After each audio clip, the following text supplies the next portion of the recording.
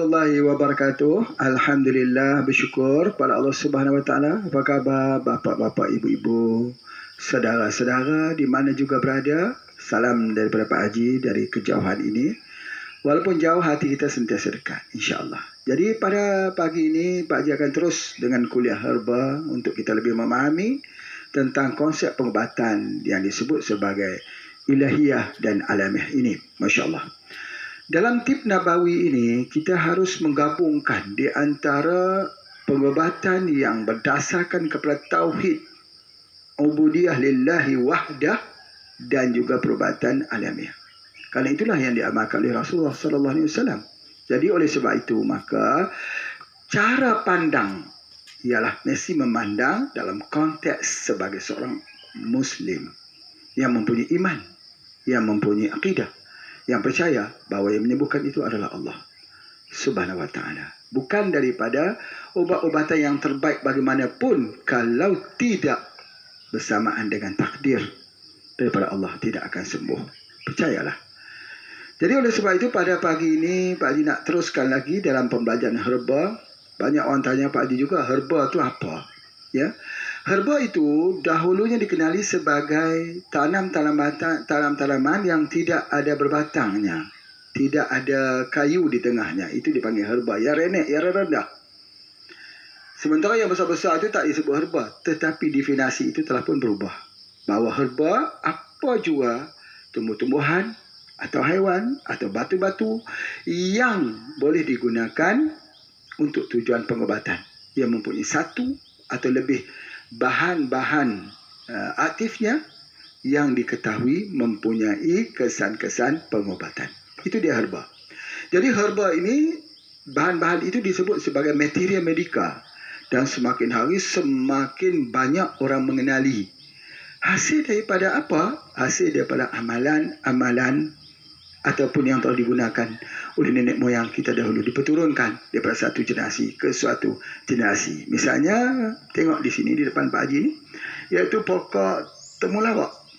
Macam mana nak kita kenali pokok temulawak ni? Tengok sini, daunnya, urat daun ni ada hitam sikit di tengahnya. Itu dia, pokok temulawak. Apabila kita melihat pokok temulawak ini, kita kena yakin bahawa asas yang pertama, Allah tidak menciptakan sesuatu itu sia-sia. Yang pertama. Dan yang kedua, dia mengandungi satu atau dua atau lebih bahan-bahan aktif ingredient, bahan-bahan kimia yang Allah Subhanahu Taala sediakan di dalam tumbuhan ini. Alhamdulillah, kalau di Malaysia ini terkenal dengan pokok tongkat ali, di Indonesia terkenal dengan temulawak. Temulawak ini juga sama seperti kunyit yang mempunyai kurkuminoid, yang mempunyai bahan yang sangat-sangat baik digunakan dalam pengobatan. Apatah lagi dalam memperkatakan tentang virus COVID-19 ini. Jadi Alhamdulillah pada hari ini Pak Haji nak mengajar sedikit bagaimana cara menggunakannya daripada pokok temulawak ini.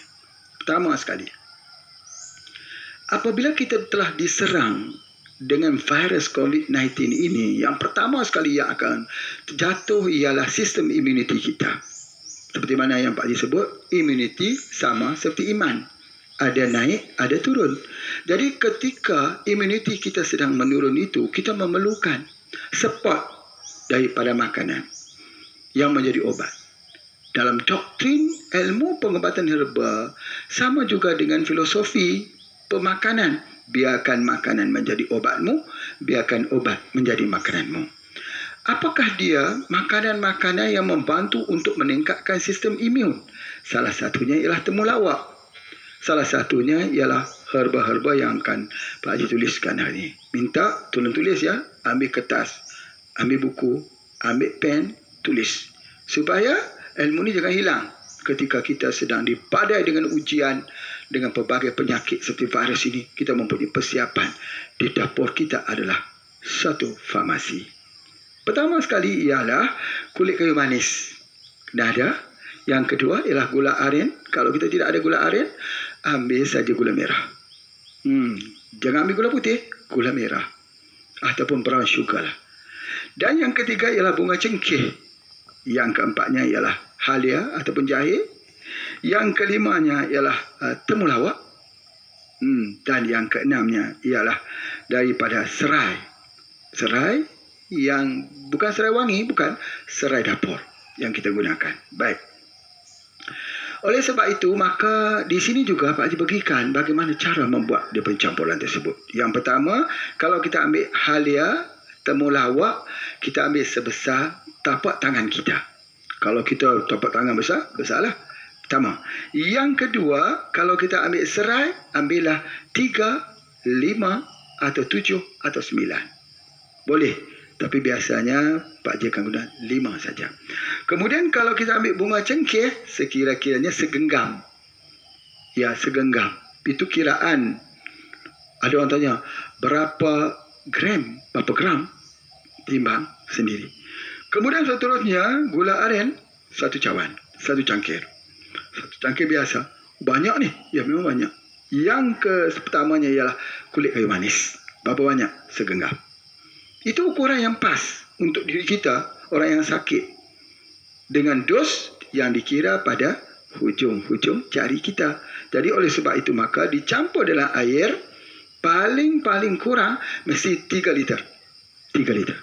Selepas air 3 liter tersebut direbus sampai dia mendidih dan mengental sedikit, maka itulah dia minuman. Tujuan apa minuman ini? Itu yang pertama, seperti Pak Haji sebutkan, expectorant sebagai untuk menghilangkan masalah mukus. Sebab apa? Apabila seseorang itu kena virus atau virus ini, maka mukusnya akan mengental. Batuk. Sebab apa ya batuk? Sebab kering. Kering sebab mukus itu mengental. Cuba mukus itu dapat kita keluarkan. Muntah nanti keluar. Salah satu daripada pengobatan Nabi SAW ialah mengeluarkan unsur yang lebih dalam tubuh badan. Misalnya al-hijamah, bekam, mengeluarkan satu unsur yang lebih. Begitu juga muntah. Macam mana nak buat dia muntah? Maka dia kena mengambil herba expectorant supaya ini mukus-mukus itu mencair dan dapat dikeluarkan. Itu adalah antaranya. Jadi oleh sebab itu, selain daripada itu juga kita ada temulawak. Temulawak itu mempunyai bahan untuk merawat permasalahan immunity. Kokonut sebagai contohnya.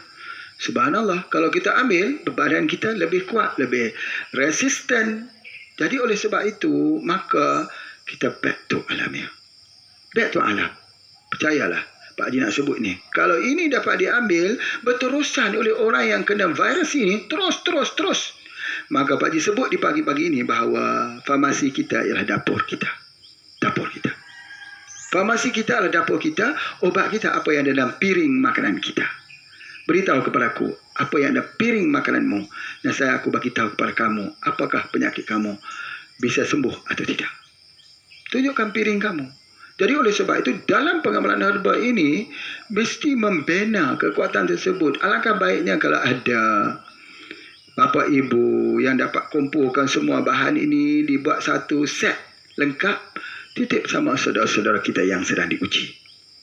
InsyaAllah Pak Haji percaya sembuh dengan izin Allah.